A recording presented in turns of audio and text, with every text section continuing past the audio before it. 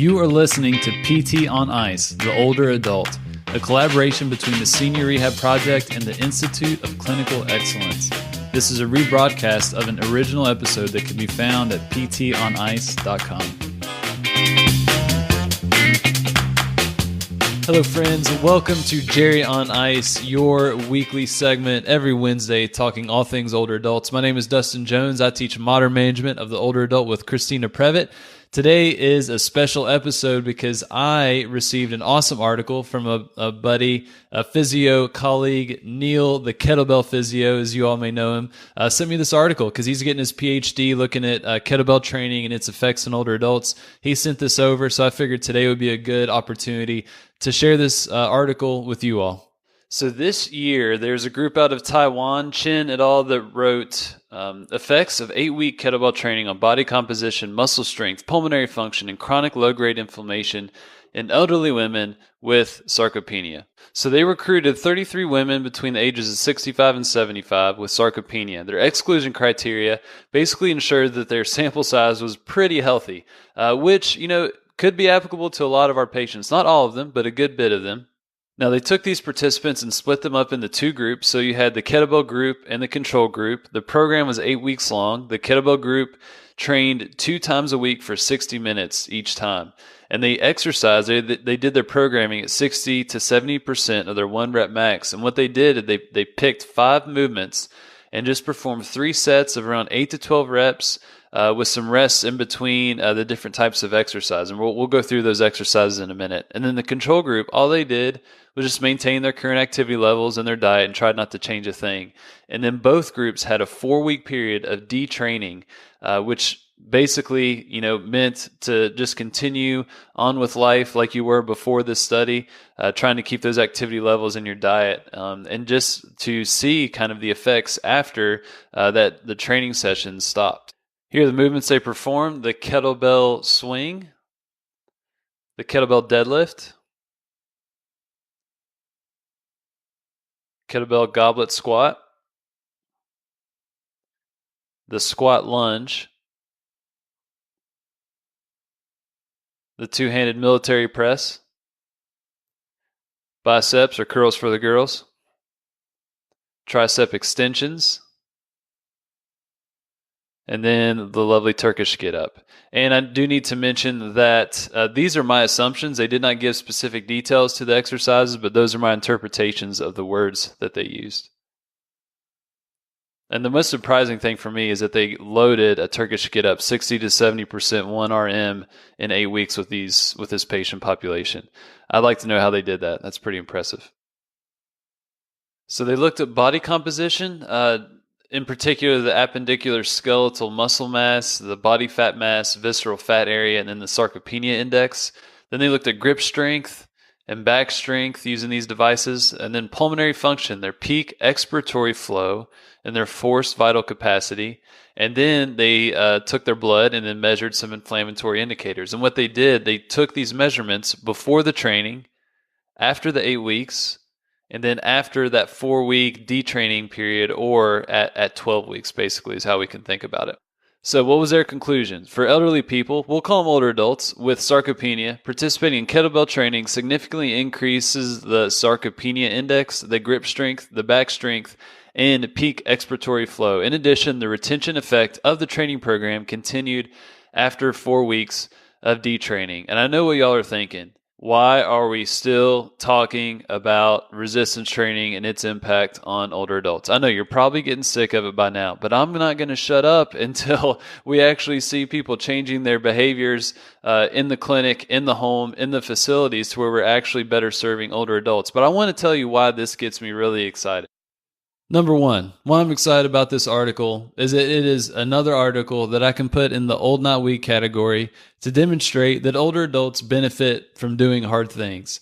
Much like the Lift More trial, for example. When older adults have a properly dosed exercise regimen, they do really well.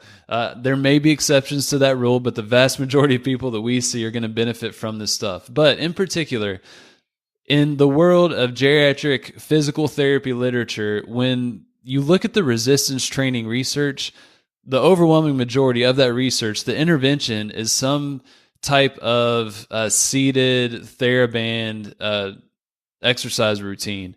Very rarely you're going to see standing exercises, and then B, standing exercises that are actually loaded with some type of resistance. And if you do see that, man, you better save that article, because there's not very many of them. And, there's several, I understand the constraints and how complicated it can be to perform some of these studies, but that evidence is growing where we're seeing research with older adults where they are performing kettlebell swings and deadlifts and squats, which is really exciting because that's really going to shape this current evidence that we are really gleaning from to apply to our patients. Because to be quite frank with you, a lot of the things that Christina and I talk about are largely based on proven principles, like the said principle, specific adaptations to imposed demands.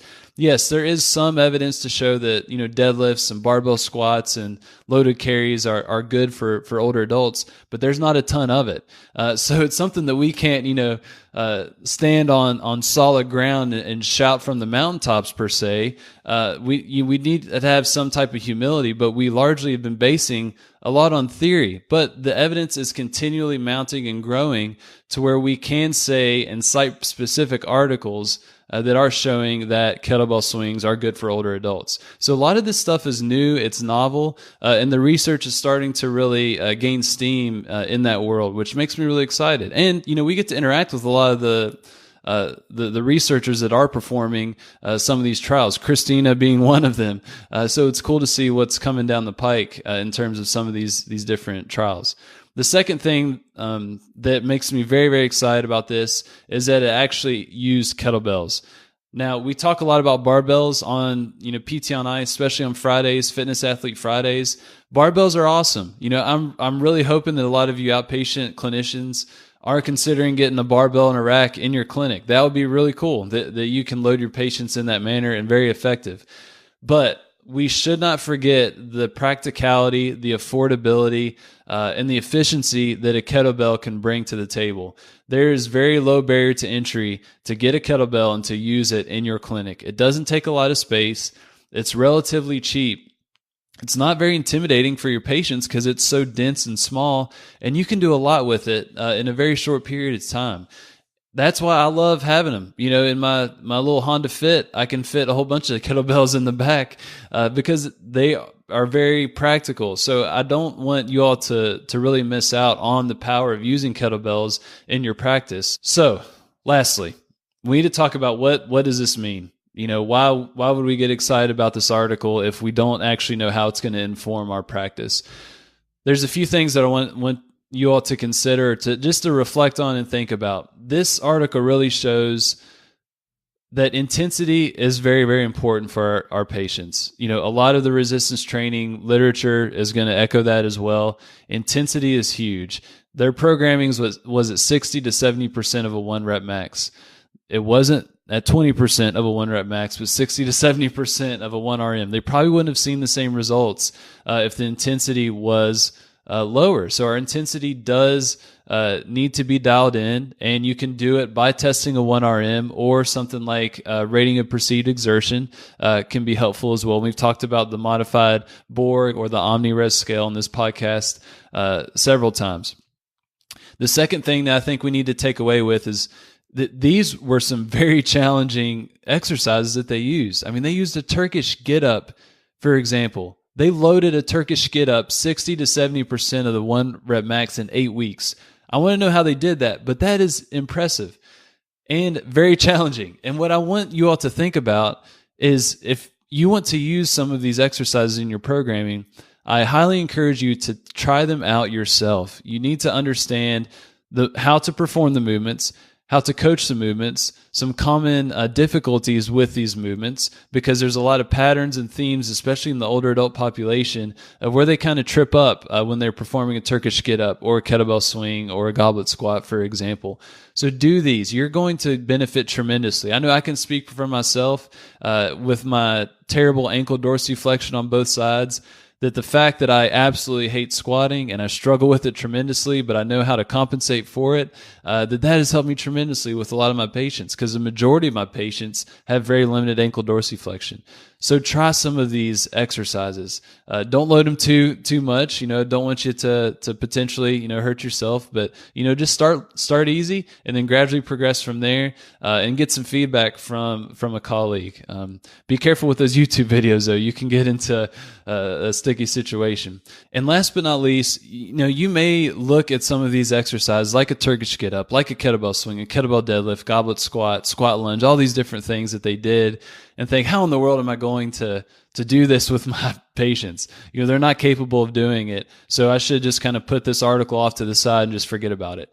Please don't do that. Understand that there are modifications that you can do to make a Turkish get up, a modified Turkish get up, a possibility for your patient, or a modified goblet squat, or a modified deadlift, so you can load people, get that intensity up that we know is good for our patients, and perform some of these exercises. There's lots of modifications that we can do to make this program a reality for many of our patients. And so when I went through this study, I realized that could be something that could potentially trip you up. So I made a video that goes through some of the most essential common modifications that you can make if you want to use some of these exercises with your older adult patients. In specific, the Turkish get up, the goblet squat, the deadlift, and then loaded carries. Loaded carries, they were not in this program, but I'm a huge fan of those. But those four activities, what are the most common modifications and helpful modifications that you can do today to implement kettlebells with older adults? So for that video, there's going to be a link in this post in the comments as well, to where just click on that, and that's going to take you to where you can watch that video. It's about 6 minutes long. I tried to make it pretty compact and just dense with helpful information, but it's a great start for you to be very, very comfortable with starting to implement some of this in your clinic, in home health, or in your facility. So check out that link. I highly encourage you to do so. I appreciate you all watching or listening to this. Thank you for your time. Enjoy yourself in the clinic. Serve your patients well, and I'll talk to you all in a couple weeks. Hello, friends. Welcome to Jerry on Ice, your weekly segment every Wednesday talking all things older adults. My name is Dustin Jones. I teach modern management of the older adult with Christina Previtt. Today is a special episode because I received an awesome article from a buddy, a physio colleague, Neil, the kettlebell physio, as you all may know him, sent me this article because he's getting his PhD looking at kettlebell training and its effects in older adults. He sent this over, so I figured today would be a good opportunity to share this article with you all. So this year, there's a group out of Taiwan, Chen et al., that wrote effects of 8-week kettlebell training on body composition, muscle strength, pulmonary function, and chronic low-grade inflammation in elderly women with sarcopenia. So they recruited 33 women between the ages of 65 and 75 with sarcopenia. Their exclusion criteria basically ensured that their sample size was pretty healthy, which, could be applicable to a lot of our patients. Not all of them, but a good bit of them. Now, they took these participants and split them up into two groups. So you had the kettlebell group and the control group. The program was 8 weeks long. The kettlebell group trained 2 times a week for 60 minutes each time. And they exercised, they did their programming at 60 to 70% of their 1 rep max. And what they did, they picked 5 movements and just performed 3 sets of around 8 to 12 reps with some rests in between the different types of exercise. And we'll go through those exercises in a minute. And then the control group, all they did was just maintain their current activity levels and their diet and tried not to change a thing. And then both groups had a 4-week period of detraining, which basically, meant to just continue on with life like you were before this study, trying to keep those activity levels in your diet, and just to see kind of the effects after that the training sessions stopped. Here are the movements they performed: the kettlebell swing, the kettlebell deadlift, kettlebell goblet squat, the squat lunge. Hit me! Thank you for listening, and if you enjoyed this episode, go to ptonice.com, click on the Courses tab, and check out Modern Management of the Older Adult. This is a course that myself and Christina Previtt are going to be teaching. It's 8 weeks, an online format, interactive, and solely focused on helping students change how they practice and how they work with older adults. For more information, just go to ptonice.com. Thanks.